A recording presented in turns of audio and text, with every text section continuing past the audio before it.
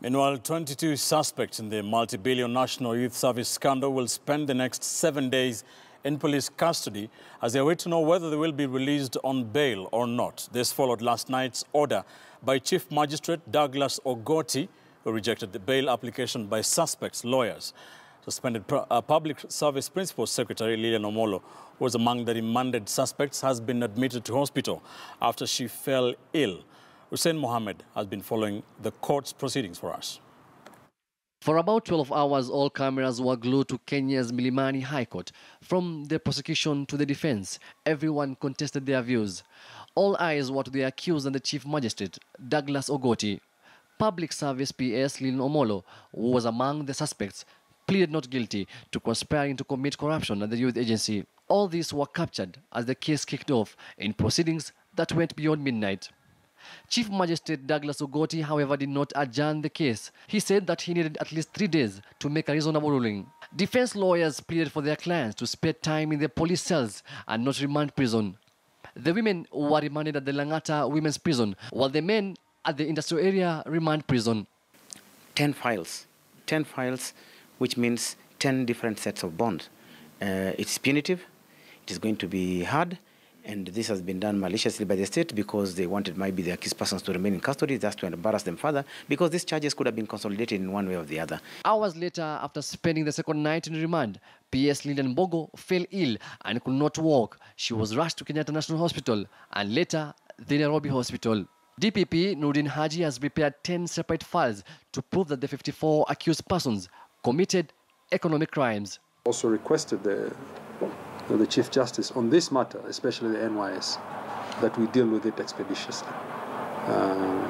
Hopefully, even within the next 3 or 4 months. That is going to be a lengthy case, and being 10 different files, that means 10 different courts, and then that means that 10 different days for every particular case. And therefore, you never know how long a case will take in which particular court.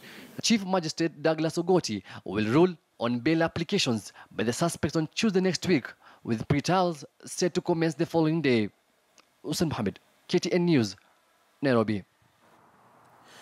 Cabinet Secretary for Agriculture Mwangi Kiunjuri says the ball is now in the court of the Directorate of Criminal Investigations and the Chief Executive Officer of the Ethics and Anti-Corruption Commission to conduct investigations on unscrupulous traders who were paid some 3.2 billion shillings at the expense of genuine maize farmers. Kiunjuri said there is a possibility that some influential politicians colluded with NCPB depot managers to fast-track payments for the maize cartels. Kiunjuri tabled a list of 81 traders who delivered maize in the NCPB depots in Eldoret, Kitale, Bungoma, Nakuru and Moi's Bridge, the tune of 3.2 billion shillings. Patrick Amimo reports from Parliament. Cabinet Secretary for Agriculture and Irrigation Mwangi Kiunjuri honored the invite by the National Assembly's Departmental Committee on Agriculture to help unravel the maize scandal at the National Cereals and Produce Board. I've been promising Kenyans that we are going to spill the beans, we are going to name names. According to the ministry, the NCPB started receiving maize on 16th October 2017 and suspended maize intake on 18th April 2018 after procuring a total of 6.5 million 50-kilogram bags from 12,287 farmers with a total value of 11.6 billion shillings. Between 16th October 2017 to 12th January 2018, over 3.5 million 50-kilogram bags of maize valued at 6.3 billion shillings was delivered.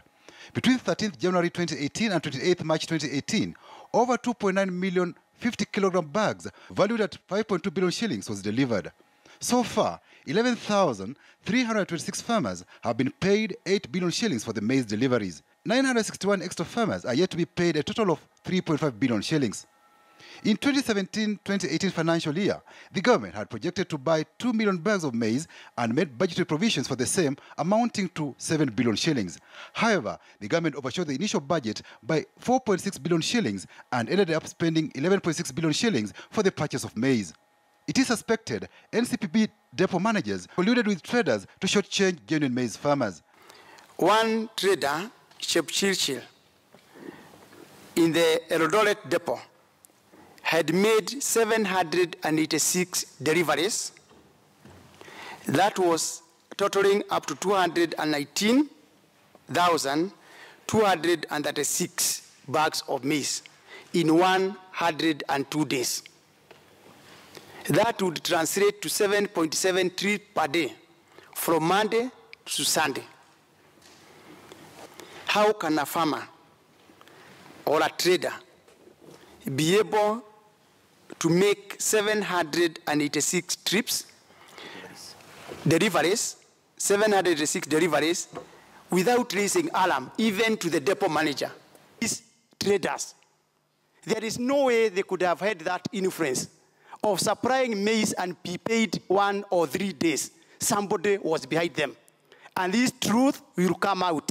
For me, I can tell you it is not our office. It will come out. There has been hue and cry from farmers whose maize remain unsold. Kunjuri tabled a list of 18 maize traders who supplied maize in the depots of Eldoret, Kisumu and Nakuru. Kunjuri tabled an additional list of 3 traders who supplied maize in the NCPB depots of Bungoma, Kitale and Moisbridge who had failed the vetting. The traders supplied over 1,050 kilogram bags valued at 1.6 billion shillings and have already been paid 1 billion shillings. The ministry has also suspended 3 regional managers and 5 silo managers and the chief executive officer of NCPB.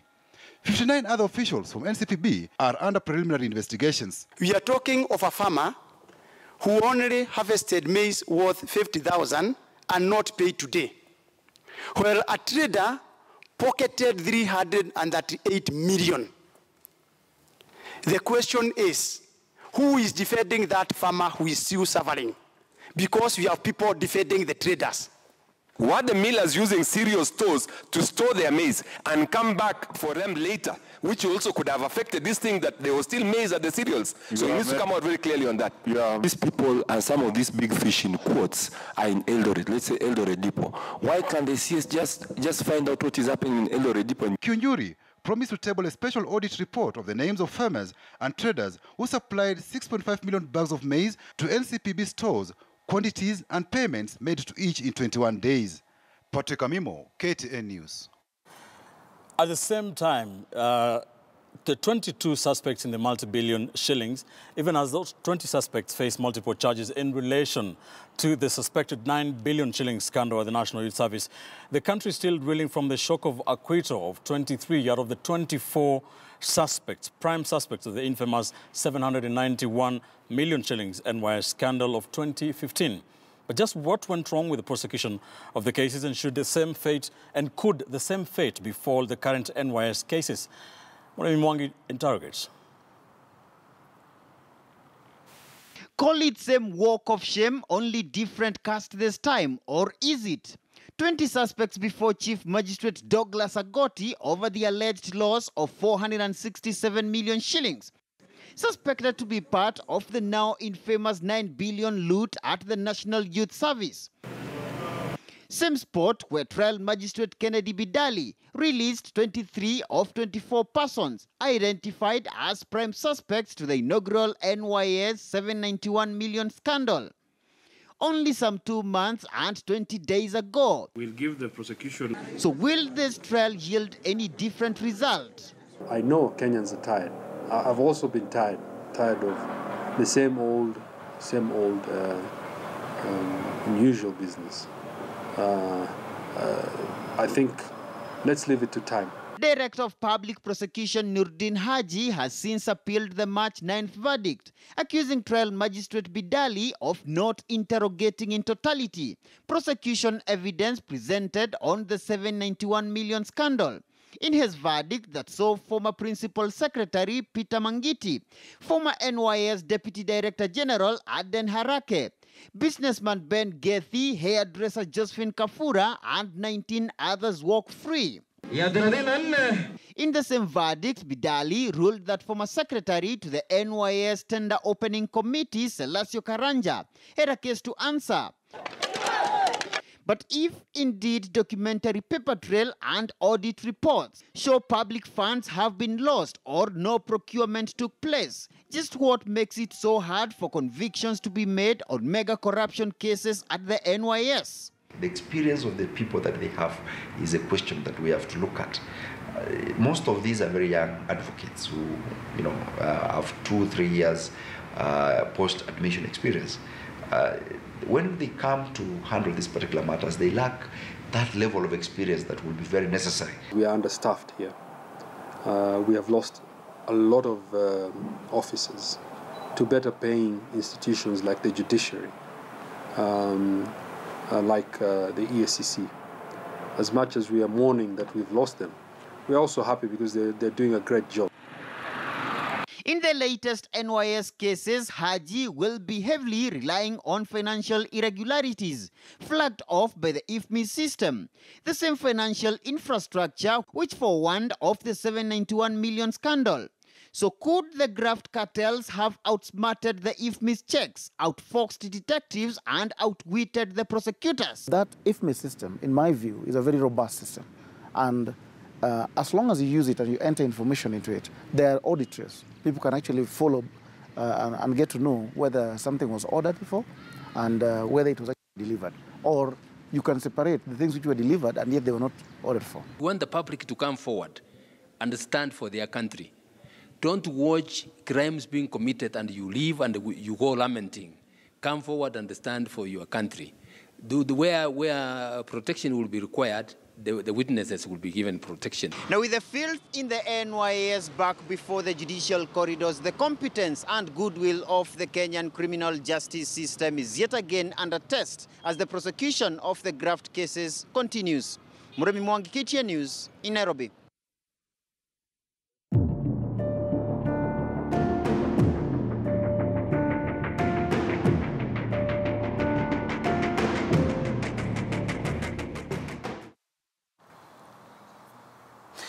And to some politics now, and President Uhuru Kenyatta has taken a swipe at his deputy president, William Ruto, after he called early campaigns in his quest to become the president in 2022. The president, who spoke after an event in Eastlands today, said his deputy was busy campaigning all over the country instead of working for the people. The president had attended an event to issue 50,000 title deeds to Nairobi residents. Take a look. Hii kijana anaitwa Ruto, unajua kila weekend anatanga kila pahali. Atakuwa anapitia hizi machorochoro. Akiona kuna kitu inaenda kona mumwambie. Si namna hiyo?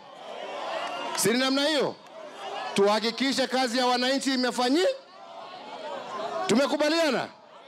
Ni wangapi wamesema tuache siasa twende kazi? Twende kazi.